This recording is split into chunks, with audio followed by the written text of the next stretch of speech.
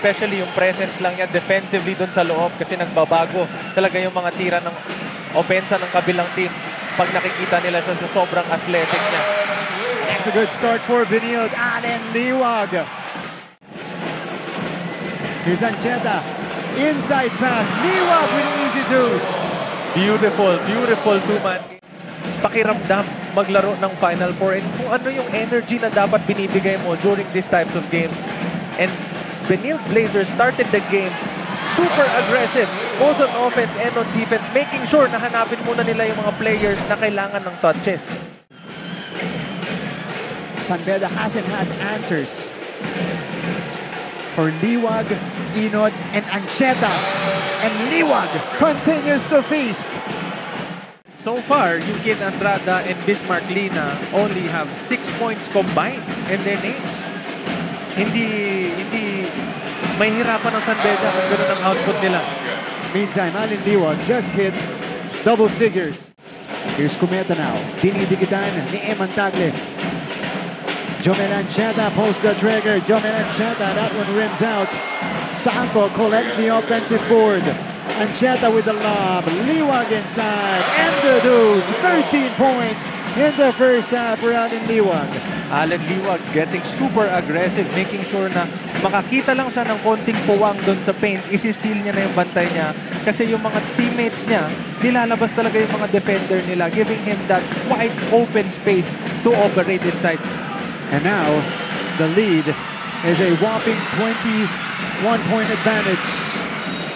Gabi Cometa misses.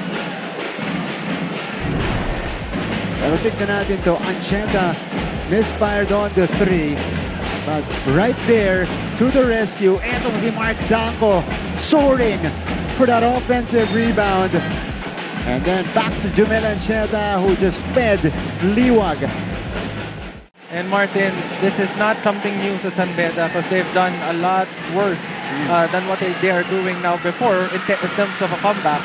Capable sila sa mga comebacks na ganyan. Pag nahulog yung mga tira nila sa labas.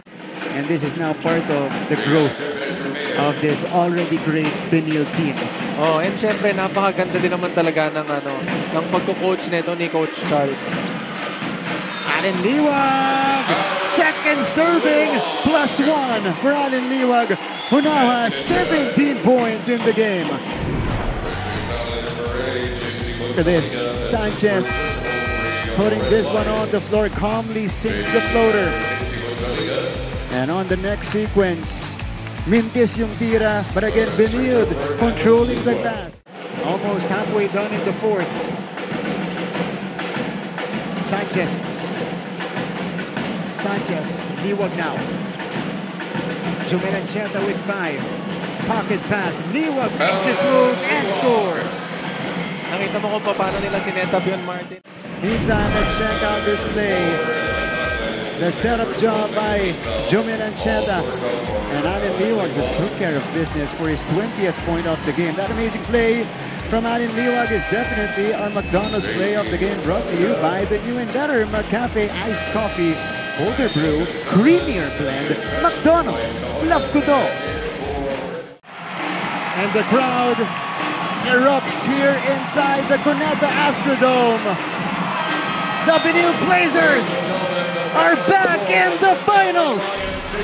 They dethrone the defending champions. And our casino active player of the game is Allen Liwag. 20 points, 8 rebounds, and a block to help out Benilde advance and return to the promised land. Casino sa germs. Say yes to good vibes.